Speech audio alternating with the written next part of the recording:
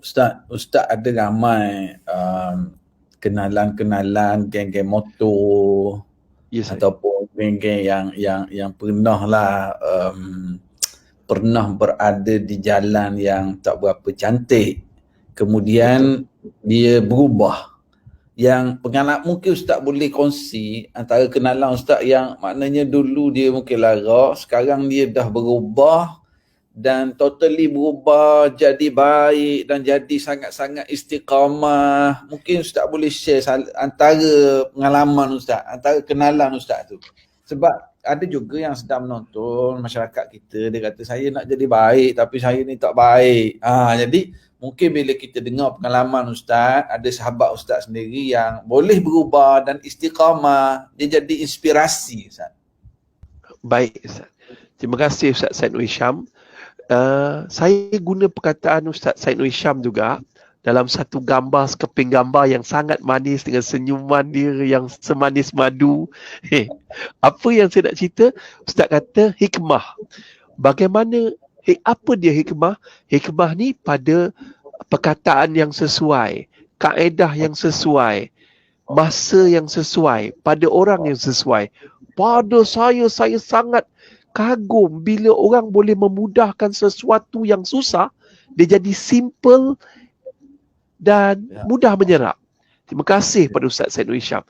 Dan kaedah itu saya dah guna lama dah ketika kita berdakwah pada golongan maknya, kita berdakwah pada golongan yang terlibat dengan pelacuran. Alhamdulillah ramai Ustaz. Isu LGBT di Malaysia lebih daripada 380 orang pelacur-pelacur dan LGBT ni kembali ke pangkal jalan. Hasil kerjasama saya dengan JAKIM. Alhamdulillah kita berdakwah di lorong. Ustaz pun kita pernah buat rancangan usrah sama-sama. Dan keduanya, geng bikers.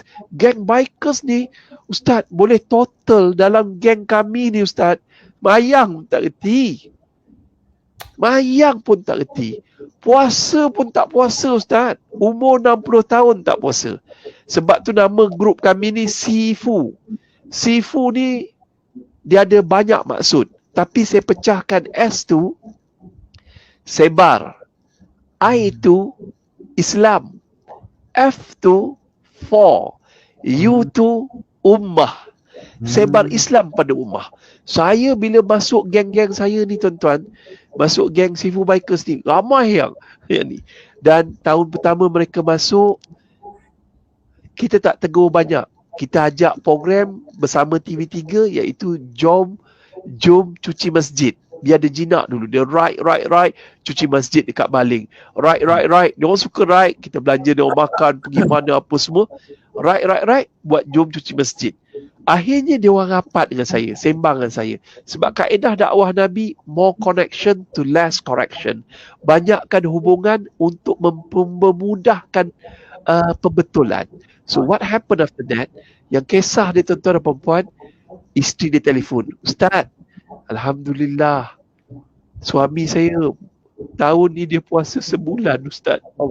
Dalam hidup saya tak pernah tengok dia puasa Ustaz. Alhamdulillah, tahun ni dia puasa sebulan. Ada juga yang telefon, isteri telefon. Ustaz PKP ni, saya dapat satu nikmat yang paling besar. Apa dia? Kak, Alhamdulillah, suami saya dah jadi imam. Sepanjang Ramadan dia jadi imam. Dan yang paling saya sedih, dia boleh baca kutubah hari raya. Dan kami satu keluarga menangis. Sebab itulah. Ustaz, terima kasih Ustaz. Itu perkataan dia. Jadi kalau orang ada 1 juta, bagi duit 1 juta kat saya rasa tak ada boleh, benda ni tak boleh lawan kegembiraan saya. Bila manusia berubah dengan kaedah dakwah yang kita buat secara santai ni. Tuan-tuan dan perempuan, muslimin dan muslimat yang dirahmati Allah. Banyaklah. Ini terlalu ramai. Tapi saya nak tutup dengan satu kisah. Nama dia ni Atan, tetapi orang panggil dia Setan. Masa tu saya pakai motor Harley Davidson. Grup Harley ni. Depan saya tuan-tuan, kita orang ride pergi Thailand. Depan saya dia tidur di Shangri-La. Dia dah siap tempah 2 orang pelacur Thailand ni. Dia gambar seponggong pelacur tu depan saya. Dia tahu kita Ustaz, tapi dia gambar depan tu. Ustaz, sorry Ustaz Ustaz tahu umur dia 60 tahun. Dia pencen Navy dan dia kaya raya. Dia ada 2 biji Harley yang harga 100,000 lebih, dia beli cash. Dia breakfast saya dekat Yusuf Aslam punya restoran Haslam depan Tawakal. Kalau kita alright sama-sama, orang lain minum teh tarik, dia minum depan saya bir. Dia Memang minum setan. bir. Memang Setan. Dia pergi mana-mana pun dia minum bir. Dia pergi mana, saya masuk masjid, dia duduk luar masjid.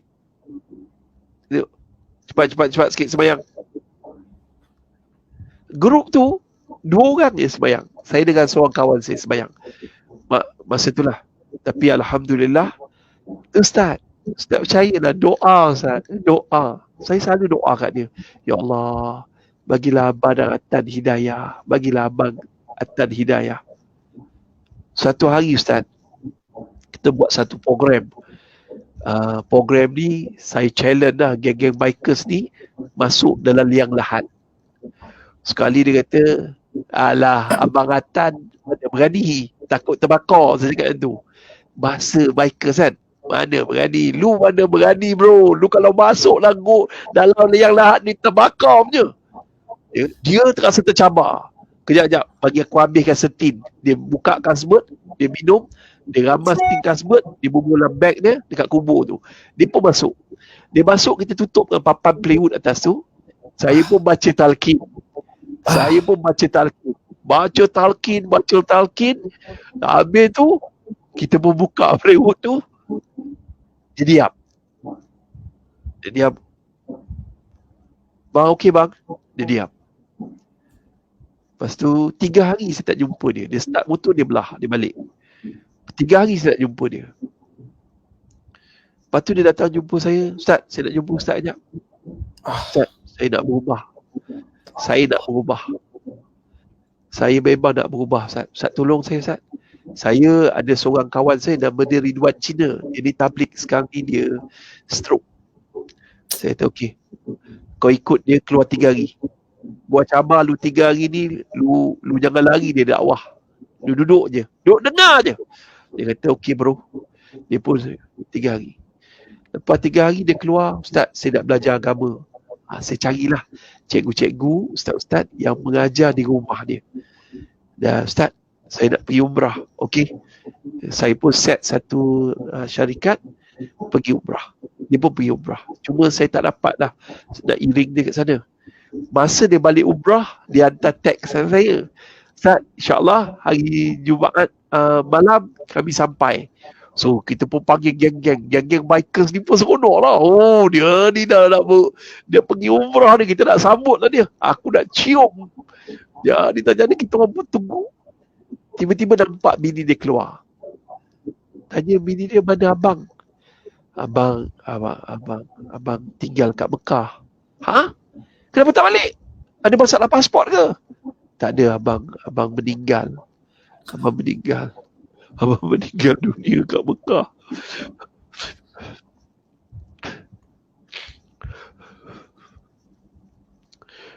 Sampai hari ni saya rindu kat dia. Sebab tu dalam hidup saya tak pernah pandang orang lain jahat. Yang paling jahat dalam dunia ni saya. Saya tak pandai sampaikan agama pada mereka. Mungkin cara saya tak sesuai. Jadi saya, itulah. Isteri dia cerita macam mana keadaan dia kat Mekah. Apa yang bila saya tanya, hari tu saya tergamam sebab saya terlalu sedih. Zaman dulu tak ada WhatsApp, Ustaz, tak ada SMS, tak ada apa. Ada SMS. Cuma dia cerita kat saya, abang, alhamdulillah masa hari keberapa tu kami datang rumah dia, sebab dia panggil, isteri dia panggil, abang ada tinggalkan benda ni, dia dah amanah, dia dah wasiat. Abang meninggal dunia ketika tawaf. Allah. Meninggal dunia ketika dia Ketika dia tawaf, saya dah pandang belakang, mana abang tak ada, abang dah terlentang jatuh. Bila Mutawif kata terus kejar ke hospital, dia dah meninggal dunia. Apa berlaku?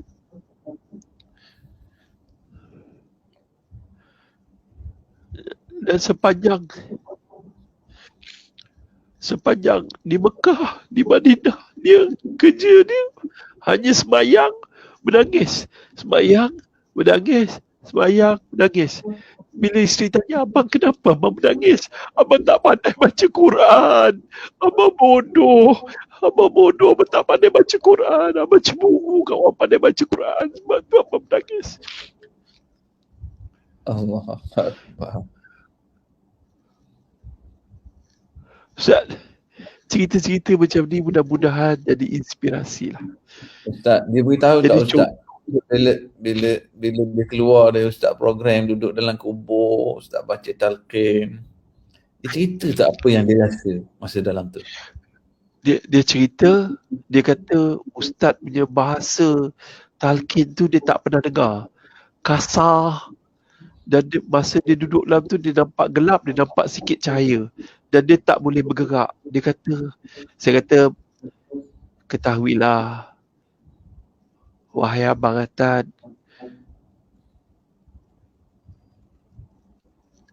kubur tu, kematian itu benar. Hidup di alam barzah ini benar. Pertanyaan muka nakir itu benar. Dia kata itu perkataan benar itu. Benar itu yang menyebabkan dia kata, tak boleh tahan. Yang benar ni, aku ni belum buat persiapan untuk mati. Aku dah tak ada persiapan untuk bertemu dengan Allah.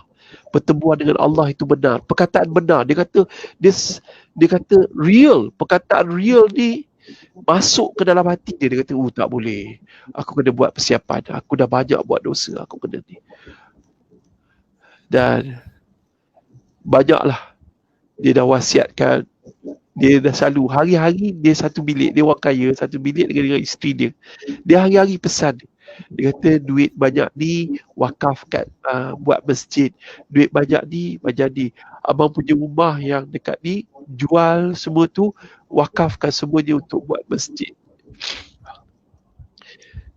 Dia lain dah. Bila orang dapat Islam ni, dia lain Ustaz. Dia lain. Wallahi lah, saya nak cerita benda ni pun, bila saya terlalu emosi, saya tak mampu nak cerita habis. Cuma punya rasa dia tersentuh dengan perkataan benar.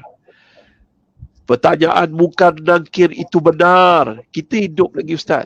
Kita hidup, kita rasa benda ni real ke? Kiamat ni jauh lagi ke? Dekat ke? Kita tak.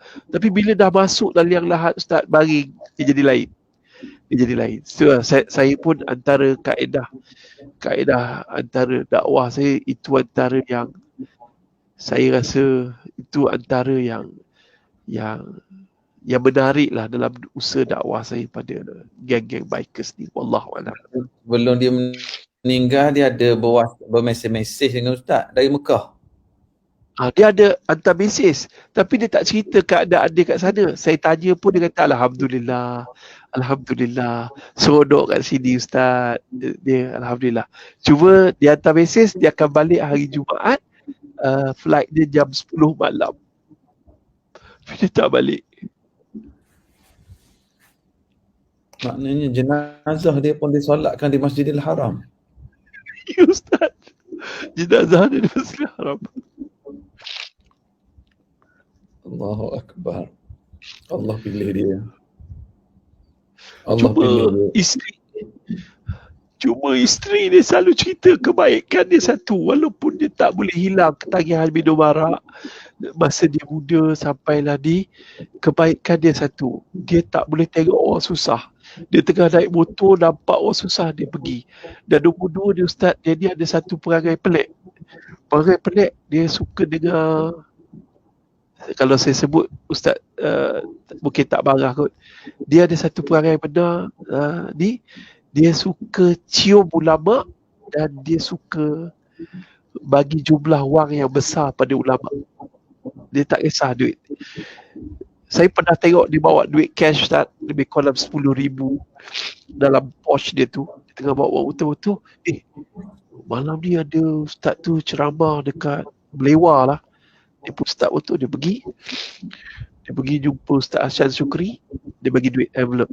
Ustaz, dia untuk penceramah malam ni, tak bagi. Arwah Ustaz Asyad Syukri. Dia banyaklah cerita dia Ustaz, tapi cerita dia dah mati baru kita tahu kelebihan dia suka sedekah Ustaz. Dia memang suka sedekah. Dia pantang jumpa orang alim, jumpa orang baik, orang susah, dia akan sedekah. Isteri dia macam mana? Maknanya isteri dia ada rasa-rasa kelainan tak dia masa dekat Mekah tu? Sebab dia tak sihat tu. Isteri dia macam ni. Isteri dia tak tahu dia akan mati. Tapi isteri dia cakap, dia antara isteri cakap, terima kasih Ustaz. Ustaz bimbing dia di saat akhir. Terima kasih Ustaz. Macam tu saya kata, ini bukan kerja saya, ini kerja Allah. Allah nak bagi hidayah pada siapa-siapa, Allah boleh bagi. Allah Akbar. Saya sebenarnya rindu kat dia. Itu je lah. Allah. Ni'mah. Bagi ustaz sendiri, saya dapat rasakan satu rindu tapi satu kepuasan kan ustaz. Kita dalam berdakwah ni, kemanisan, perkara paling manis, perkara paling seronok bila ialah hidayah tu Allah beri, tetapi dakwah kita ini usaha kita menjadi asbab. Hidayah itu dari Allah. Sahabat-sahabat yang sedang menonton, yang ada kenalan, yang ada kemampuan, indahnya. Tapi ramai yang dalam ni pun yang duduk share kuliah-kuliah, dia tag kawan-kawan, ajak kawan-kawan bersama dalam majlis ilmu.